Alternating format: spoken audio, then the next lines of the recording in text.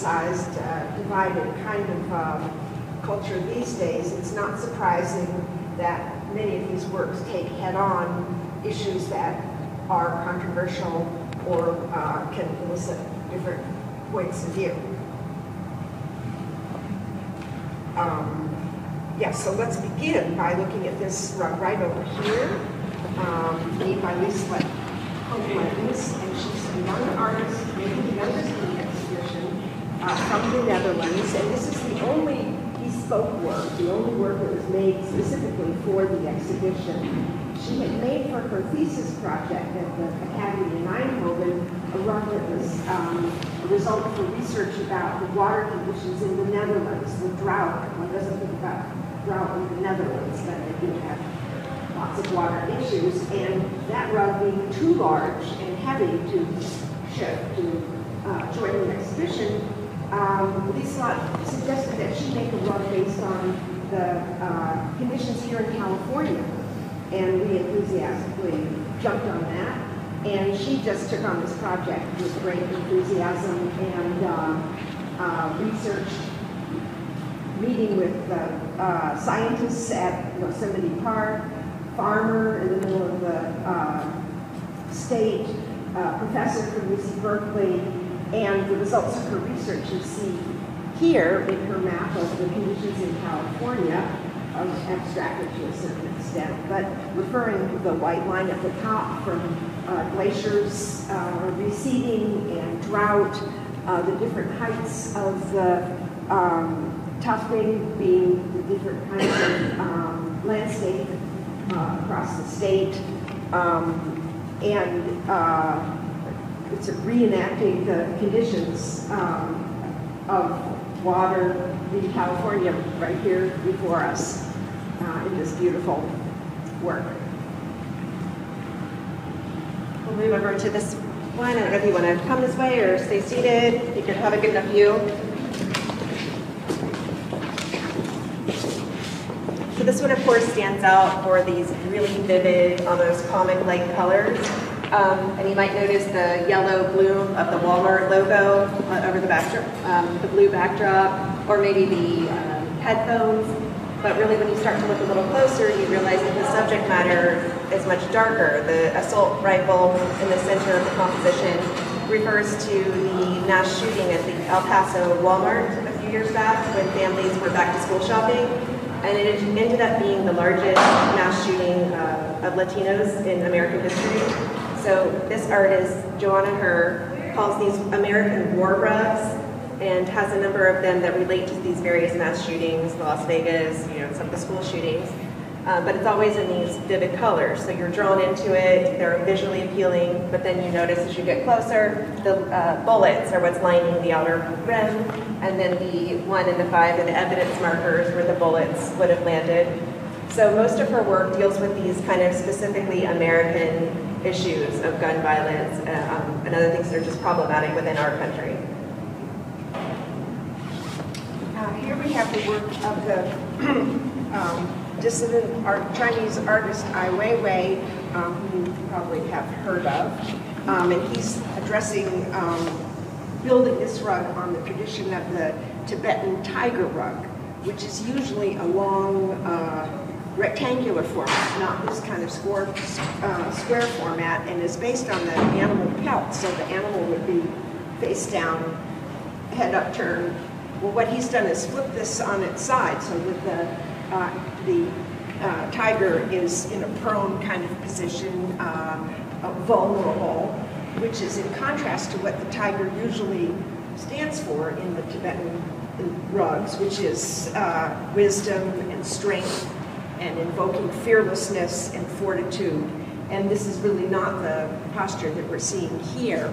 And the reason for that is that this rug was made as a part of a fundraiser for the World Wildlife Fund, their effort to save tigers. And they want to take them, I think they're out of being endangered, but keep the population growing. And I like to pose the question of when the World Wildlife Fund has reached its goal, and if Ai Weiwei were to make another rug, whether we would see the posture change and go back to the traditional fierce rather than victimized animal. Do you mind questions? No. How does this connect to his larger body of work? He has such a fertile mind that I think that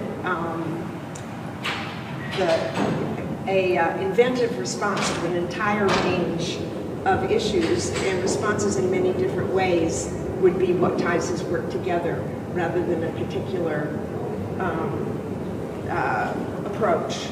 So visually, maybe not, but conceptually it would connect in being Because I think of fresh. him as the sunflower seeds and the broken Chinese vase and that sort of thing. So you're just saying it's another aspect of...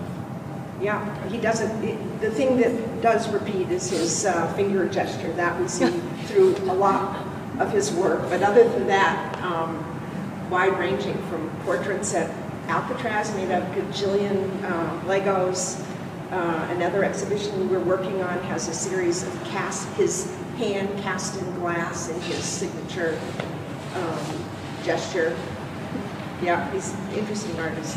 And riffing on history a lot too, and historic objects. Yeah, and rebellion. Yeah, definitely. Right. Last one, in looming politics section is. So this rug is another topography, like the one we saw earlier, at least along Homelands. This one is actually the border, looking from above at the border between Mexico and California. But here, Noel Mason has taken the imagery from the Terra satellite system, which is the thermal heat register. It registers the heat emissions and satellite imagery. So that's why you're getting these vivid reds and blues. Wherever there's heat or body source, it's red. And so you can imagine our government uses this technology as a tool for surveillance of illegal immigration and border crossings. And so she's taken this very high-tech imagery and hand-woven it out of wool to kind of draw attention to these issues. And all of her work really deals with the policies, policing policies that tend to impact people of color far more severely, not just here, but around the world right now. And so I'll just read you quickly this poem that she, or not technically a poem, but that she is really indicative of her work. This work is about the way we are manipulated by images. This work is about policing and police. This work is about bureaucracy. This work is about borders. This work is about boundaries. This work is about transgression. This work is about speed. And this work is about images that form us. So now, I'm sorry. Can you talk a little bit about how translating these into rugs and carpets affects the work and how we bring these into our own lives, and whether any of these would actually ever be used in the context of a home, or whether these are all specifically made as artworks? Yes, sorry. Okay, so this artist is Noel Mason. She's based in Florida. That's where I first saw her work. All of her work really deals with translating these high-tech images from X-ray cameras, the thermal emission cameras. She has a number of works that are embroidered of the sides of trucks that are transporting illegal aliens across the border that are done in this kind of blue and white X-ray imagery, but they're hand embroidered. She embroidered the Columbine letters and diary entries from the shooters of Columbine. I don't know that anyone uses them as actual rugs or tapestries in their home. I think it's purely art objects, but definitely. But the labor of the translation Yes. and the idea of the domestic objects is important. Definitely. and your remark, Nora, is a good segue into this section about communal experience. If we take away the functional piece of the life of a rug and the ritual kind of piece of it, we have a blank canvas for the expression of all kinds of ideas, and dealing with very personal kinds of issues and our own personal communities is a way that a strain that Ginger and I have seen in the works that are that we found that were so interesting.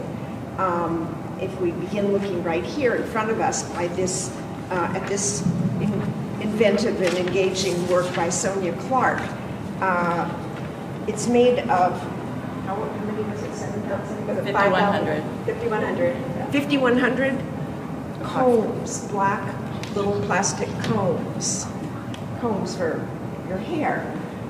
We found a lot of work made out of unconventional kinds of materials in our research. Much of that work was site-specific and monumental in scale, therefore not possible to be in an exhibition. Something that would fill this room made out of the red dirt in Oklahoma, another warehouse-sized piece made of sugar. So we have in this exhibition only 2 works that are out of really unconventional materials. Sonia Clark's combs, and then around the corner, Wendy Plump's cardboard works that I'll talk about a little bit later. And the comb, it wasn't a far stretch to think of this carpet-like object where the comb is what's needed for the hairdresser, whom Sonia Clark really sees as a heroic kind of person who, with their magic kinds of hands, can map someone's head, and out of the fibers, that's their own DNA,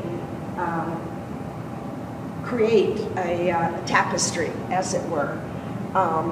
And hair, as we know, is a statement of cultural identity and creates a very personal kind of statement.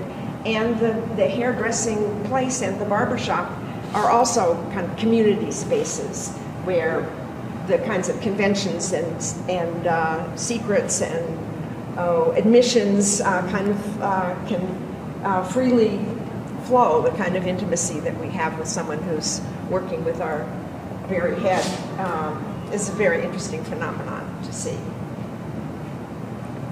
Can I ask another question? Yes, In the exhibition, it's an interesting topic to cover, and I'm wondering if you can tell us what maybe was the impetus to create the show. Was there a specific piece that you'd seen that really drew you in, that a central point? The first work I remember kind of kicking it off was by the next artist, Nicholas Gallen, and it was not that actual work, but it was a similar work. Yeah, but it was just really the combination of not just one piece that tipped us off, but then we start seeing multiple works where they're incorporating rugs and what exactly makes a rug. Does it have to be made out of wool or fibers? And really like this idea of, like you were saying in this section, creating a sense of community based on your cultural stereotype and kind of taking that back and reappropriating it, or back there talking about politics. The fact that rugs can mean so many different things was really. Do you remember another piece? Well, the Carmen Ergote might have been, for me, a real impetus for the show. And we'd seen that, I think, at Frieze at one of the big art fairs. And this artist took the wall-to-wall carpeting in the apartment that she grew up in and somehow lifted it all up and then mounted it on the wall and on the floor and painted it white. So it was a plan, a blueprint, or brown and white print of the space in which she grew up. And we talk about personal communal experience, and we thought this was just fantastic, and we were going down the road of requesting that work for loan. It's in the collection of the LA County Museum, when we thought, oh, we better make some maquettes, which is part of the process of how many works can fit into the space. And we realized that it could have been a one-work exhibition. It would have filled, it was the apartment that her family grew up in. It would have filled the whole space. So if you ever need a filler, yeah, practical. But it is interesting that sometimes the originating object doesn't ultimately end up in an exhibition, but it's the spark that fires the process. Yeah. Any connection to Carl Andre and the flatness, or David Hammond's with the hair? Maybe the same kinds of questions as David Hammond's, and maybe, and that's an interesting point about Carl Andre. I mean, taking the kind of geometric, mute kind of form that he would work with in a repetitive way, but doing it in a very loaded, kind of meaningful, full of narrative. I don't know if that's something that Sonia Clark herself thinks about, but certainly seriality and repetition is an important strain throughout all 20th century, 21st century work. Interesting observation. She immigrated to Berlin from Turkey early on in life, and so she's really interested in what it means to be foreign and how you can kind of have your hand in a number of different cultures at the same time, but not really fully feel like you belong to any particular one of them, either all the way in or partially.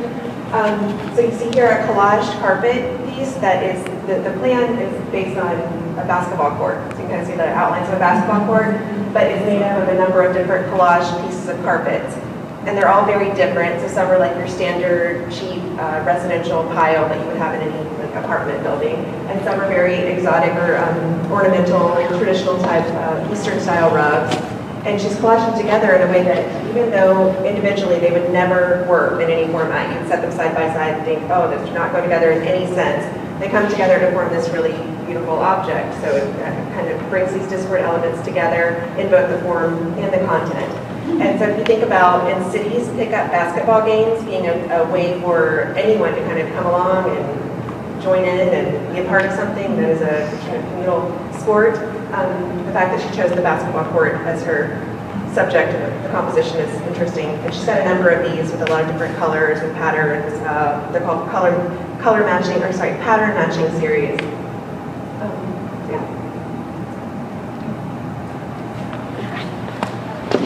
Over there, this artist was one of the first inspirations behind the exhibition.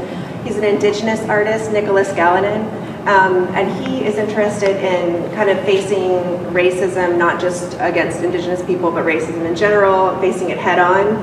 And so this is his work called Signal Disruption, because he's looking for a way to kind of disrupt the status quo, as he puts it. So by hanging these weavings on the wall is what, like his inspiration is the way we hang a large-scale TV in our American living room, and that becomes the focal point of our family area and our family time together. He thinks of our TVs as, and in this case, being like a prayer rug to the media, and finding a way to say, hey, stop the programming. So the image you see here is the actual signal disruption signal that comes up, or a screen that comes up when there's a disruption in your feed to your TV screen. And instead of it being, again, like Noel Mason, a technological based on pixels, here it's woven and become an actual rug where those pixels are represented. So it's making you kind of stop, look a little bit closer, and wonder why, look into it a little more. But also, interestingly, even though it's based on the television signal disruption screen, it also really does speak to a lot of indigenous rugs and weavings that the color, the pattern, and could go either way.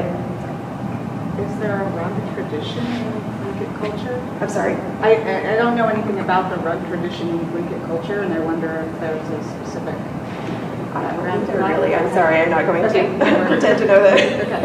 Okay. We can look it up. But I would have to imagine. We're going to peer in at this projection next before we technology in the art, culture, and technology program. There is an artist and architectural historian.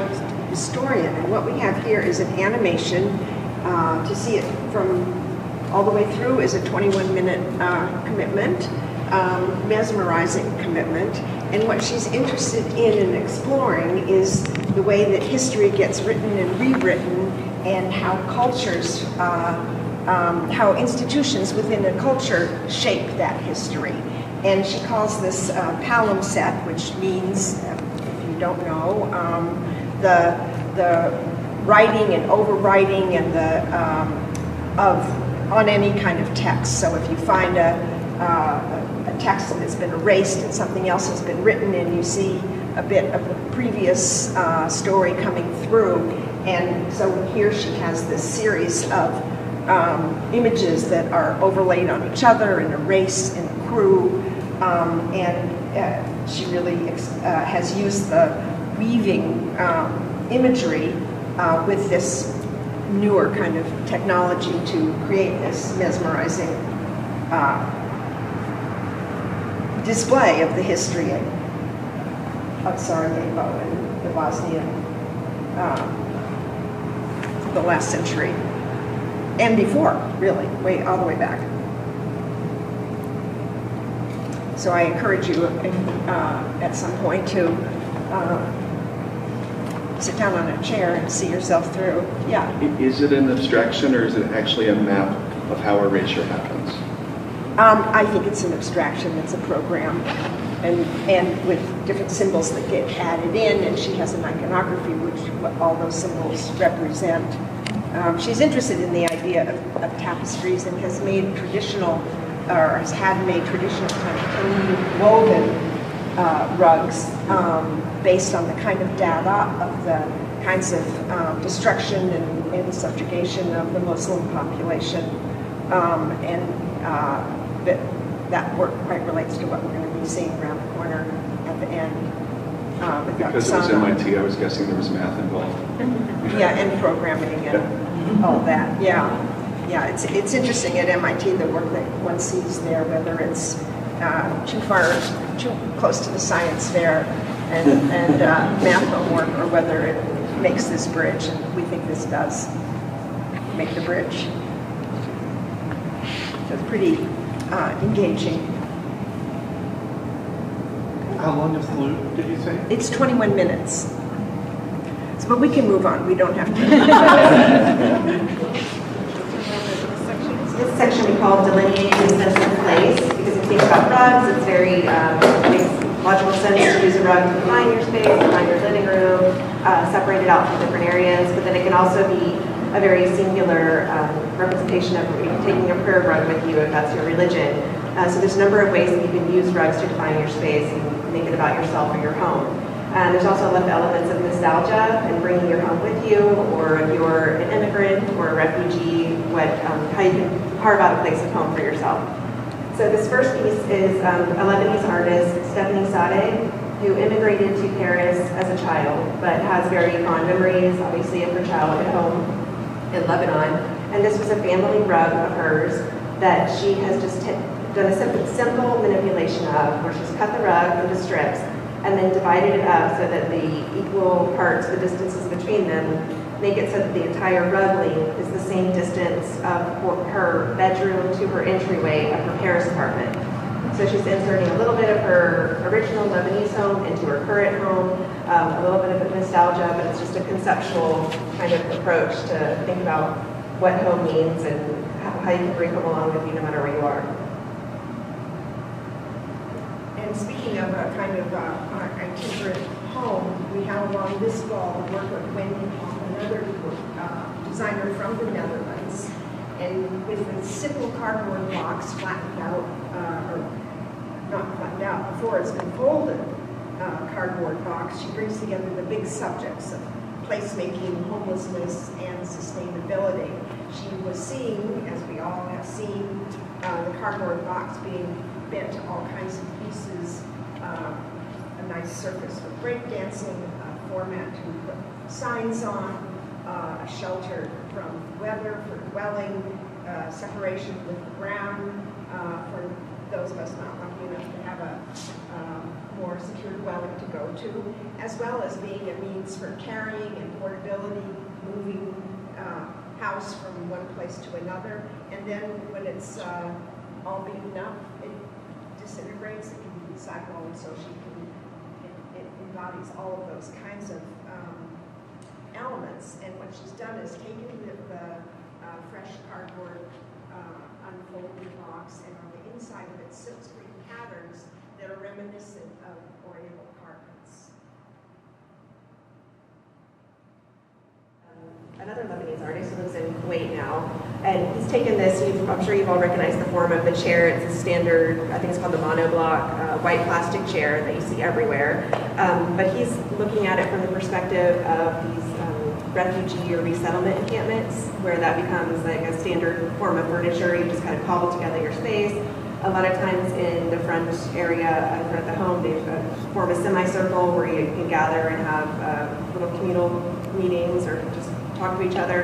And so he has taken the traditional rug from his home and covered the standard white plastic chair so that it's kind of reinserting a bit of dignity, of pride, sense of place, a reminder of home. So even though it might be this very casual, stackable, portable chair, he's elevating it to remind him of home.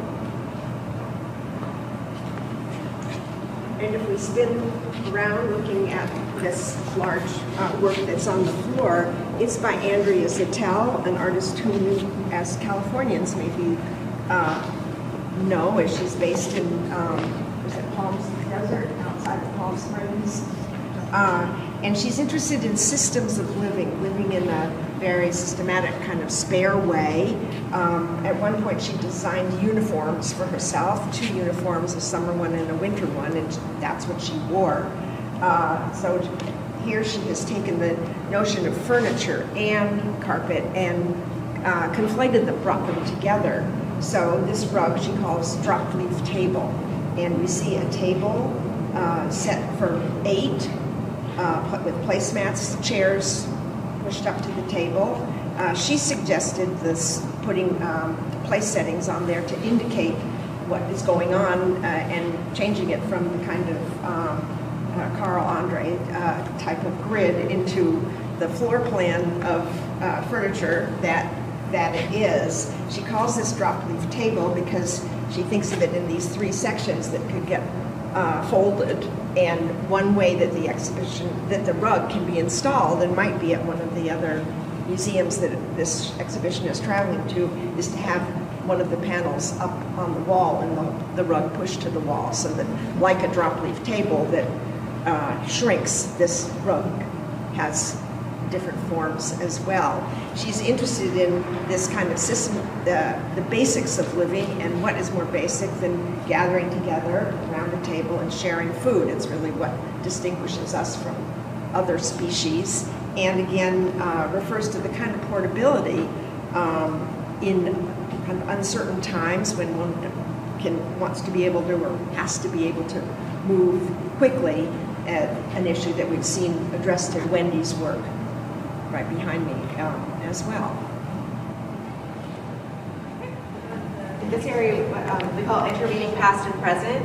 So obviously you can see that there's some elements of pop culture mixed in with traditional symbolism from Eastern and Western cultures. And what all of these artists are trying to do in this section really is, you might look at this and walk past it and not necessarily peer in long enough to realize that there's the Pac-Man are out of place in this traditional Ukrainian style killer rug. And they're just kind of inserted here and there in the middle of the blossoms and then marching around the edge. It's called Pac-Man and the Cossacks. So you see the Cossacks ready for battle, and then there's the battle in an arcade, there's the battle on in the Ukrainian fields. And it's just reminiscent enough of traditional Ukrainian folk art to blend in and not be incredibly obvious, but then it really does stand out and make a statement that something's off there. Oh, I'm sorry. Will you say hi? The artist is here. Would you like to say anything? I don't put you on the spot. Hello everybody. Actually it's a great honor for me to be represented here in such a great company and such an amazing place as the museum, and I feel just deep gratitude and proud to be represented as my work. Thank you so much.